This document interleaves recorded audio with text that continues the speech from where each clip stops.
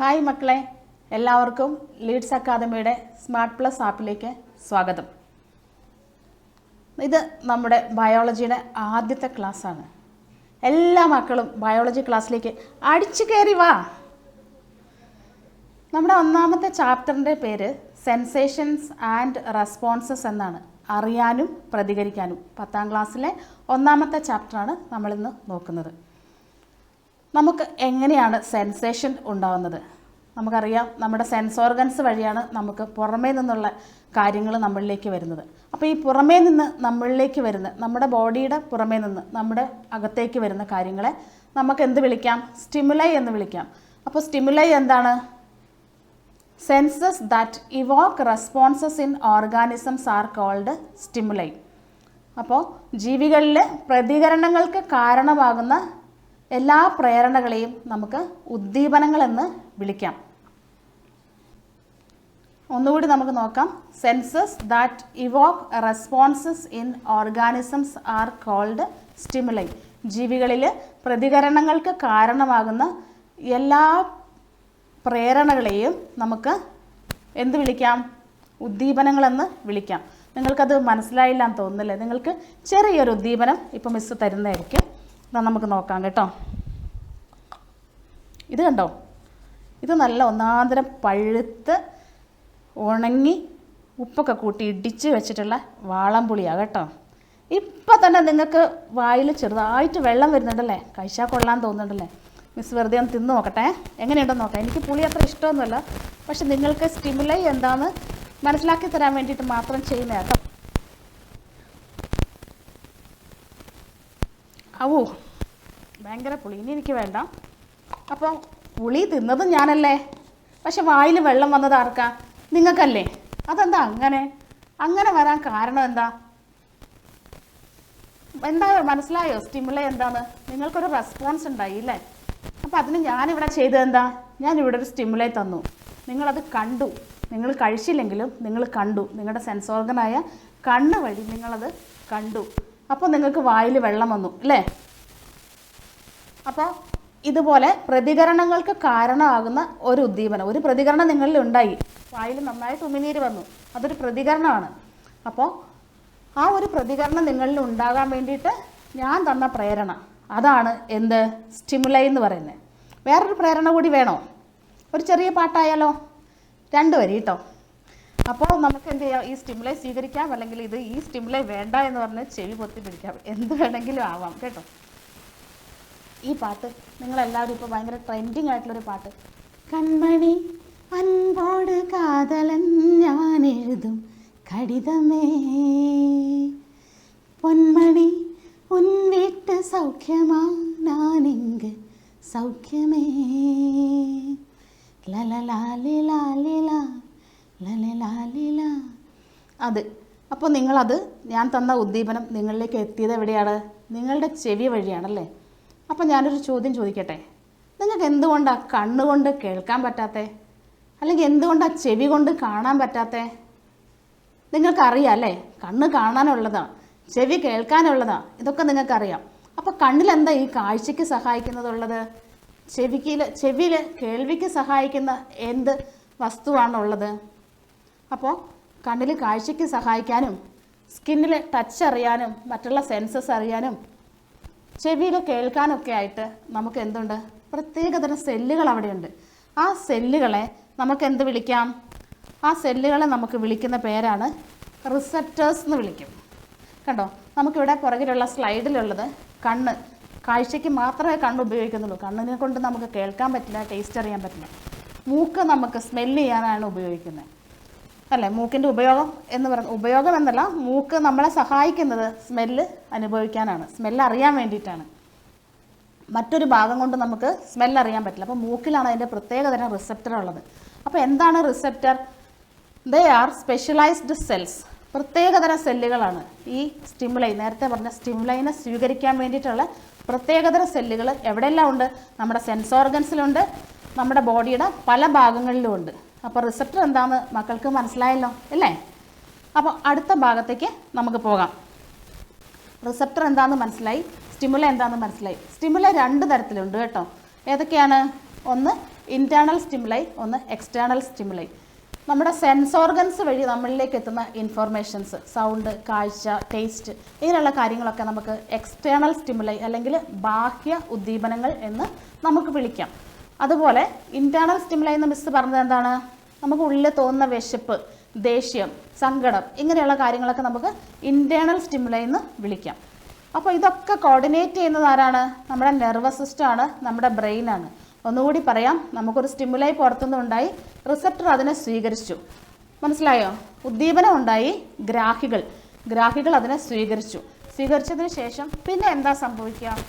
നമ്മൾ നേരത്തെ കാഴ്ച കണ്ടു, അതെങ്ങനെ? നമ്മളൊരു സാധനം കണ്ടു അല്ലെങ്കിൽ കേട്ടു, പാട്ട് കേട്ടു, നമ്മുടെ ചെവിയിലെത്തി, ബ്രെയിനിലെത്തി, അത് പാട്ടാണെന്ന് നമ്മൾ തിരിച്ചറിഞ്ഞു. അതിന് എന്തൊക്കെ കാര്യങ്ങൾ നടക്കണം? ഇവിടെ റിസപ്റ്റർ സ്വീകരിച്ചതിന് ശേഷം അല്ലെങ്കിൽ ഗ്രാഹികൾ അത് സ്വീകരിച്ചതിന് ശേഷം എന്തെല്ലാം സംഭവിക്കുന്നുണ്ട്? അപ്പോൾ സ്റ്റിമുലൈനെ നമ്മൾ ഈ റിസപ്റ്റർ സ്വീകരിച്ചിട്ട് അതിനെ പെട്ടെന്ന് തന്നെ അതിൻ്റെ ഫോം ചെറിയ രീതിയിൽ അങ്ങ് മാറ്റും. അതിന് ഇമ്പൾസ് എന്ന് പറയുന്ന ഒരു രൂപത്തിലേക്ക് മാറ്റും. അല്ലെങ്കിൽ മലയാളത്തിൽ നമ്മൾ എന്ത് പറയും? ആവേഗങ്ങൾ. ഉദ്ദീപനത്തെ ആവേഗങ്ങളാക്കുന്നു, അല്ലെങ്കിൽ സ്റ്റിമുലൈനെ ഇമ്പൾസാക്കി മാറ്റുന്നുണ്ട്. എന്നിട്ട് റിസപ്റ്റർ അവിടെ സ്വീകരിച്ചു. മനസ്സിലായില്ലേ? ഇനി ആരാണത് തലച്ചോറിലേക്ക് കൊണ്ടുപോയി എത്തിക്കുക? നിങ്ങൾ ആലോചിച്ചിട്ടുണ്ടോ എങ്ങനെയത് തലച്ചോറിലേക്ക്? ഇപ്പോൾ ഇവിടെ നമുക്ക് ഒന്ന് നുള്ളി, അല്ല ഒരു കൊതുക് കടിച്ചു, നമ്മൾ അടിച്ചു, ഇവിടെ നമുക്ക് വേദന എടുത്തു. അപ്പോൾ നമ്മൾ എങ്ങനെയത് തലച്ചോറിലേക്ക് പോയിട്ട് തിരിച്ചിങ്ങോട്ടേക്ക് വന്നു? അപ്പോൾ ഇവിടുന്ന് തലച്ചോറിലേക്ക് കൊണ്ടുപോകുന്നത് ആരാണ്? അയാൾ ആരാണെന്നാണ് നമ്മളിനി നോക്കുന്നത്. അതിൻ്റെ പേരാണ് ന്യൂറോൺ എന്ന്. നമ്മുടെ നെർവസ് സിസ്റ്റത്തിൻ്റെ ഏറ്റവും ബേസിക് ആയിട്ടുള്ള യൂണിറ്റാണ് ന്യൂറോൺ. നെർവസ് സിസ്റ്റത്തിലെ സെല്ലാണ് ന്യൂറോൺ. നെർവസ് സിസ്റ്റത്തിൻ്റെ ഏറ്റവും ബേസിക് ആയിട്ടുള്ള യൂണിറ്റും ന്യൂറോണാണ്. മനസ്സിലായില്ലേ? അപ്പോൾ ന്യൂറോൺ എന്ന് പറയുന്നത് നെർവസ് സിസ്റ്റത്തിൻ്റെ ബേസിക് സ്ട്രക്ചറൽ യൂണിറ്റാണ്. സാധാരണ ഒരു സെല്ല് നമ്മൾ കാണുന്നത് പോലെ തന്നെ ന്യൂറോണിലും എന്തുണ്ട്? ഒരു ന്യൂക്ലിയസ് ഉണ്ട്, അല്ലെങ്കിൽ ഒരു മർമ്മമുണ്ട്, സൈറ്റോപ്ലാസം ഉണ്ട്, അല്ലെങ്കിൽ കോശദ്രവ്യം ഉണ്ട്. ഇനി ബാക്കി എന്തൊക്കെ കാര്യങ്ങളാണ് ന്യൂറോണിലുള്ളത്? ന്യൂറോൺ എങ്ങനെയാണ് ഈ ഇമ്പൾസിനെ തലച്ചോറിലേക്ക് എത്തിക്കുന്നത്? ഇതാണ് നമ്മൾ ഇപ്പോൾ പഠിക്കാൻ പോകുന്നത്. അപ്പം നമ്മളിനി പഠിക്കുന്നത് ന്യൂറോണിൻ്റെ സ്ട്രക്ചറാണ്. ഇത് വളരെ പ്രധാനപ്പെട്ട ഭാഗമാണ്. പരീക്ഷയ്ക്ക് എല്ലാ വർഷവും SSLC പരീക്ഷയ്ക്ക് ചോദിക്കുന്ന ഒരു ഭാഗമാണ്. അതുകൊണ്ട് മക്കൾ എന്ത് ചെയ്യണം? നല്ല തറവായിട്ട് ഇത് വരയ്ക്കാൻ പഠിക്കണം, ഇതിൻ്റെ ഭാഗങ്ങൾ ഏതൊക്കെയാണെന്നും പഠിക്കണം. അപ്പോൾ മിസ് നേരത്തെ പറഞ്ഞു, നമുക്ക് സെല്ലിൽ എന്തുണ്ട്? ഏറ്റവും ആദ്യം നമ്മൾ വരയ്ക്കുമ്പോൾ സെല്ലിൽ എന്ത് വരയ്ക്കും? നമ്മൾ ഈ സൈറ്റോപ്ലാസവും ന്യൂക്ലിയസും വരച്ചു. ഇനി നമുക്ക് എന്ത് വരയ്ക്കാം? അതിൻ്റെ സെൽ ബോഡി ഉണ്ട്. ഇവിടെ കാണുന്ന, നിങ്ങൾക്ക് കാണുന്നുണ്ടോ?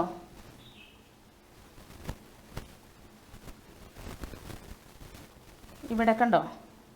ഈ കാണുന്ന ഭാഗം ആണ് അതിൻ്റെ സെൽ ബോഡി. ഈ കാണുന്ന ഭാഗമാണ് സെൽ ബോഡി. നമ്മൾ സെൽ ബോഡി വരച്ചു.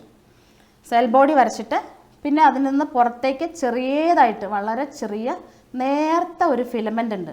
ആ ഫിലമെൻറ്റിന് നമ്മൾ പറയുന്ന പേരാണ് ഡെൻഡ്രോൺ എന്ന്. എന്താ പറയുക? ഡെൻഡ്രോൺ.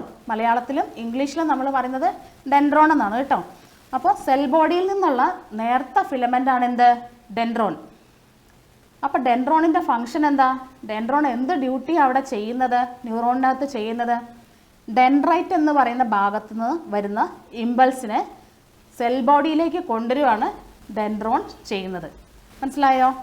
ഡെൻഡ്രൈറ്റിൽ നിന്ന് വരുന്ന ഇമ്പൾസിനെ, ഡെൻഡ്രൈറ്റ് വഴി സ്വീകരിക്കപ്പെടുന്ന ഇമ്പൾസിനെ അല്ലെങ്കിൽ ആവേഗങ്ങളെ സെൽ ബോഡിയിലേക്ക്, കോശ ശരീരത്തിലേക്ക് കൊണ്ടുവരികയാണ് ആര് ചെയ്യുന്നത്? ഡെൻഡ്രോൺ ചെയ്യുന്നത്. അപ്പോൾ ഡെൻഡ്രൈറ്റ് എന്താണ്? ഈ ഡെൻഡ്രോണിൻ്റെ ശാഖകൾ, ഇവിടെ കാണുന്ന ഈ ചെറിയ ഭാഗമില്ലേ, ആ ഭാഗമാണ് ഡെൻഡ്രൈറ്റ് എന്ന് പറയുന്നത്. ശാഖയായിട്ട് പിരിഞ്ഞു കാണുന്ന ഭാഗമാണ് ഡെൻഡ്രൈറ്റ്.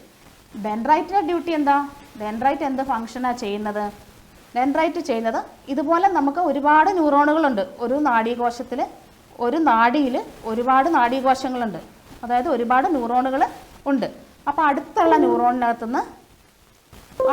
ന്യൂറോണിൽ നിന്ന് വരുന്ന ആവേഗങ്ങളെ അല്ലെങ്കിൽ ഇമ്പൾസിനെ ഈ ഡെൻഡ്രൈറ്റ് സ്വീകരിച്ചിട്ട് ഡെൻഡ്രോണിലേക്ക് കൊടുക്കും. ഡെൻഡ്രോൺ എന്ത് ചെയ്യും? അത് കോശ ശരീരത്തിലേക്ക് അല്ലെങ്കിൽ സെൽ ബോഡിയിലേക്ക് കൊണ്ടുവരും. മനസ്സിലായില്ലേ? ഡെൻഡ്രൈറ്റ് അടുത്തുള്ള ന്യൂറോണിൽ നിന്നുള്ള ഇമ്പൾസിനെ അല്ലെങ്കിൽ ആവേഗത്തിനെ സ്വീകരിക്കുന്നു, ഡെൻഡ്രോണിലേക്ക് കൊണ്ടുവരുന്നു. ഡെൻഡ്രോൺ അത് സ്വീകരിക്കുന്നു, ഡെൻഡ്രോൺ ആ ഇമ്പൾസിനെ അല്ലെങ്കിൽ ആവേഗത്തിനെ സെൽ ബോഡിയിലേക്ക് കൊണ്ടുവരും. അവിടെ നിൽക്കുമോ? സെൽ ബോഡിയിൽ നിന്ന് തീർന്നോ? ഇല്ല, തീരുന്നില്ല. അടുത്ത പ്രോസസ്സാണ് അതിൻ്റെ ഇലോങ്ങേറ്റഡ് ആയിട്ടുള്ളൊരു പോർഷൻ ഉണ്ട്. നിങ്ങൾ കാണുന്നുണ്ടാകും ഇവിടെ, ഇതാ കണ്ടോ, ഇങ്ങനെ നീളത്തിലുള്ള ഒരു ചരട് പോലെ, ഒരു ത്രെഡ് പോലെയുള്ള ഒരു ഫിലമെൻ്റ് ഉണ്ട് ഇവിടെ, നീളത്തിലുള്ള ഒരു ഭാഗം. ആ നീളത്തിലുള്ള കോശ ശരീരത്തിൻ്റെ അല്ലെങ്കിൽ സെൽ ബോഡിയുടെ നീളത്തിലുള്ള ആ ഭാഗത്തിന് പറയുന്ന പേരാണ് ആക്സോൺ. എന്താണ് പറയുക? ആക്സോൺ. മലയാളത്തിൽ ആക്സോൺ എന്ന് തന്നെയാണ് പറയുന്നത്. അപ്പോൾ ഈ നീളത്തിലുള്ള ഈ ത്രെഡ് പോലെ, ഈ ചരട് പോലെയുള്ള ഭാഗമാണ് ആക്സോൺ. മനസ്സിലായോ? ആക്സോൺ എന്താ ചെയ്യുന്നത്? ആക്സോൺ ഈ സെൽ ബോഡിയിലേക്ക് വന്ന ഇമ്പൾസിനെ അല്ലെങ്കിൽ ആവേഗത്തിനെ അവിടെ നിന്ന് വഹിച്ച് ക്യാരി ചെയ്ത് ഇങ്ങോട്ട് ഇതിൻ്റെ അറ്റത്തേക്ക് കൊണ്ടുവരും. കണ്ടോ, ഈ അഗ്രഭാഗത്തേക്ക് കൊണ്ടുവരും. ഈ അഗ്രഭാഗത്ത് വീണ്ടും എന്തുണ്ട്? ഇങ്ങനെ മരത്തിൻ്റെ ശാഖ പോലെയൊക്കെ നിങ്ങൾ കാണുന്നുണ്ട് അല്ലേ? അതെന്താണ്? അതാണ് ആക്സോണൈറ്റ്. അതായത് ആക്സോണിൻ്റെ ശാഖകളാണ് ആക്സോണൈറ്റ്. ബ്രാഞ്ചസ് ഓഫ് ആക്സോൺ ആണ് ആക്സോണൈറ്റ്. മനസ്സിലായില്ലേ? അപ്പോൾ നിങ്ങൾക്ക് മറന്നു പോകരുത്. ബ്രാഞ്ചസ് ഓഫ് ഡെൻഡ്രോൺ ആണ് ഡെൻഡ്രൈറ്റ്, ബ്രാഞ്ചസ് ഓഫ് ആക്സോൺ ആണ് ആക്സോണൈറ്റ്. അപ്പോൾ ഈ ITE എന്ന് വരുന്നത് രണ്ടും ബ്രാഞ്ചസ് ആണ്, നിങ്ങൾ ഓർത്ത് വയ്ക്കുക കേട്ടോ. അപ്പോൾ ആക്സോണൈറ്റ് ആണ് ബ്രാഞ്ചസ്. അപ്പോൾ ഈ ഇമ്പൾസ് എവിടെ എത്തി? ആക്സോണൈറ്റിൻ്റെ അറ്റത്തേക്ക് എത്തി. നമുക്കൊരു ഇമ്പൾസ് കിട്ടി, അത് ആക്സോണൈറ്റിൻ്റെ അഗ്രഭാഗത്തേക്ക് എത്തി. അഗ്രഭാഗത്ത് അതാ കുഞ്ഞു കുഞ്ഞു LED ബൾബുകളൊക്കെ പോലെ ഒരു ഭാഗം കണ്ടോ? നിങ്ങൾ കാണുന്നുണ്ടോ? കണ്ടോ? ഇവിടെ കാണുന്നില്ലേ ഈ LED ബൾബ് പോലെയല്ലേ? അതിന് പറയുന്ന പേരെന്താണെന്ന് മക്കൾക്ക് അറിയാമോ? അതിന് പറയുന്ന പേരാണ് സിനാപ്റ്റിക് നോബ്. എന്താ പറയുക? സിനാപ്റ്റിക് നോബ് എന്നാണ് പറയുക. എന്താണ് സിനാപ്റ്റിക് നോബ് ചെയ്യുക? സിനാപ്റ്റിക് നോബിൻ്റെ ധർമ്മം അല്ലെങ്കിൽ സിനാപ്റ്റിക് നോബിൻ്റെ ഫങ്ഷൻ എന്ന് പറയുന്നത് ഇവിടെ കുറച്ച് നാഡീയ പ്രേഷകങ്ങളെ ഉണ്ടാക്കുക. മനസ്സിലായില്ല അല്ലേ? എന്താണ് നാഡീയ പ്രേഷകങ്ങൾ അല്ലെങ്കിൽ ന്യൂറോ ട്രാൻസ്മിറ്ററുകളെ ഉണ്ടാക്കുക. അപ്പോൾ ഒരു സെല്ലിലെ കാര്യമാണ് കേട്ടോ നമ്മൾ പറഞ്ഞത്. ഒരു ന്യൂറോണിൽ മാത്രം ഇമ്പൾസ് വന്നു, അടുത്ത ന്യൂറോണിലേക്ക് പോകണമല്ലോ. അപ്പോൾ അടുത്ത ന്യൂറോണിലേക്ക് പോകുമ്പോൾ അത് കുറച്ച് എളുപ്പമാക്കാനൊക്കെ ആയിട്ട്, അതിൻ്റെ ട്രാൻസ്പോർട്ട് വളരെ ഈസി ആക്കാനൊക്കെ ആയിട്ടുള്ള ഒരു കെമിക്കലാണ് ന്യൂറോ ട്രാൻസ്മിറ്റർ, അല്ലെങ്കിൽ നാഡീയ പ്രേഷകങ്ങൾ എന്ന് പറയും. ആ നാഡീയ പ്രേഷകം അവിടെ സ്രവിക്കും, അവിടെ നിന്ന് അത് ഉണ്ടാവും. ഉണ്ടായിട്ട് അടുത്ത ന്യൂറോൺ എന്ത് ചെയ്യും? അടുത്ത ഭാഗത്തുള്ള ഡെൻഡ്രൈറ്റ് അത് സ്വീകരിക്കും. പിന്നെ ഡെൻഡ്രോണിലേക്ക് വരും, സെൽ ബോഡിയിലേക്ക് വരും, പിന്നെ ആക്സോണിൽ വരും, പിന്നെ അങ്ങോട്ട് പോകും, ആക്സോണൈറ്റിലേക്ക് പോകും, പിന്നെ സിനാപ്റ്റിക് നോബിലേക്ക് പോകും. ഇതിങ്ങനെ ഈ പ്രോസസ്സ് വളരെ പെട്ടെന്ന് നടക്കുന്നതാണ്. പെട്ടെന്ന് തന്നെ നമുക്ക് ബ്രെയിനിൽ ഇൻഫർമേഷൻ എത്തുന്നുണ്ടല്ലേ? അപ്പോൾ അത്രയാണ് അവിടെ നടക്കുന്ന കാര്യങ്ങൾ. അതിൻ്റെ ഫങ്ഷൻ അത്രയാണ്.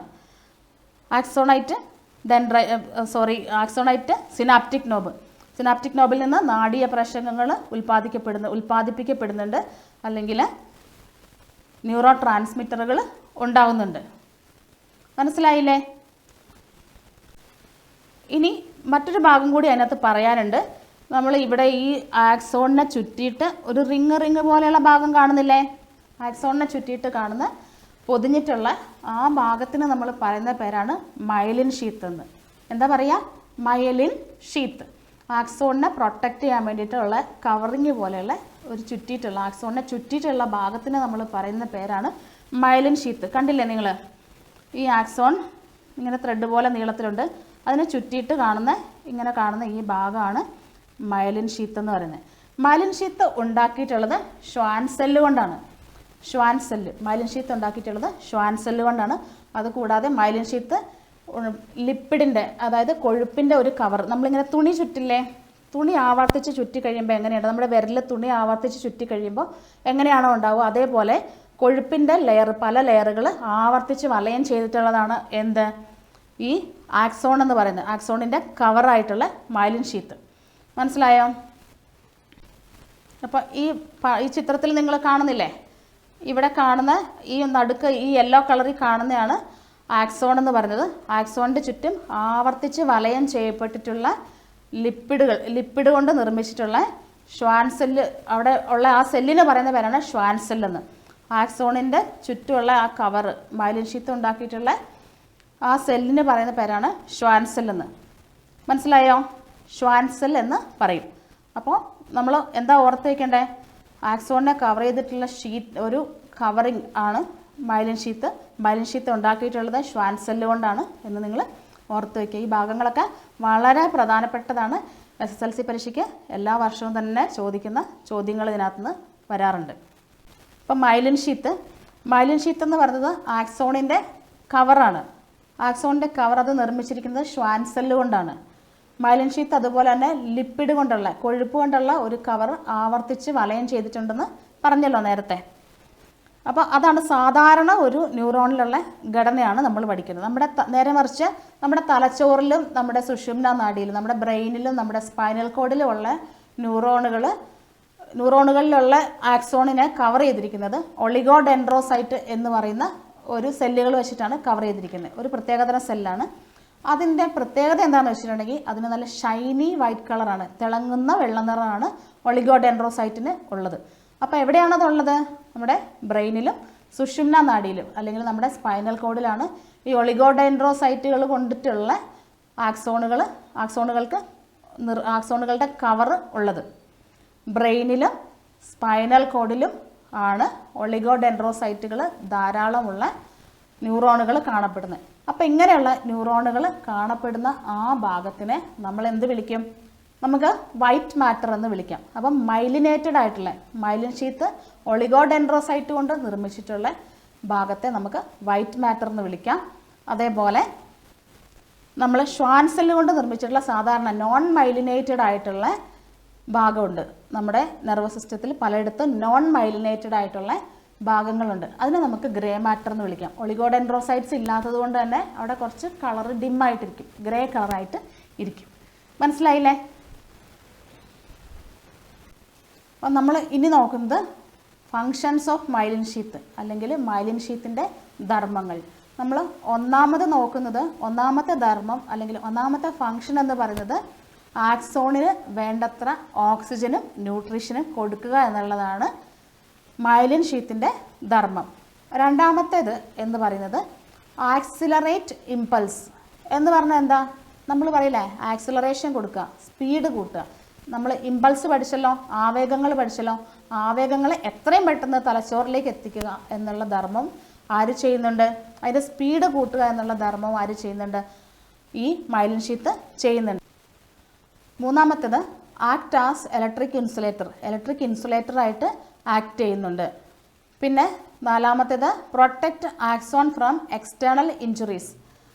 പുറമേ നിന്നുള്ള ബാഹ്യക്ഷതങ്ങളിൽ നിന്ന് നമ്മുടെ ന്യൂറോണിലുള്ള ആക്സോണിനെ പ്രൊട്ടക്റ്റ് ചെയ്യുകയും മൈലിൻ ഷീത്ത് ചെയ്യുന്നുണ്ട്. അപ്പോൾ 4 കാര്യങ്ങളാണുള്ളത്. ഓക്സിജനും ന്യൂട്രീഷനും കൊടുക്കുക എന്നുള്ളത്. രണ്ടാമത്തേത് ഇമ്പൾസിനെ ആക്സിലറേറ്റ് ചെയ്യും, ഇമ്പൾസിൻ്റെ സ്പീഡ് കൂട്ടുക എന്നുള്ളത്. മൂന്നാമത്തേത് ഒരു ഇലക്ട്രിക് ഇൻസുലേറ്റർ പോലെ ആക്ട് ചെയ്യുന്നു. ഇലക്ട്രിക് ഇൻസുലേറ്റർ എങ്ങനെയാണോ പ്രവർത്തിക്കുന്നത് അതുപോലെ. Protect axon from external shock. ആക്സോണിനെ എക്സ്റ്റേണൽ ഷോക്കുകളിൽ നിന്ന്, ബാഹ്യക്ഷതങ്ങളിൽ നിന്ന് ആക്സോണിനെ സംരക്ഷിക്കുകയാണ് മൈലിൻ ഷീത്ത് ചെയ്യുന്ന നാലാമത്തെ ധർമ്മം. അപ്പോൾ ഫങ്ഷൻസ് ഓഫ് മൈലിൻ ഷീത്ത് വരെയാണ് ഇന്നത്തെ ക്ലാസ് ഉള്ളത്. എൻ്റെ മക്കൾക്ക് എല്ലാവർക്കും നന്നായി മനസ്സിലായി എന്ന് മിസ് വിചാരിക്കട്ടെ. അടുത്ത ക്ലാസ്സിൽ കാണാം. Okay, by.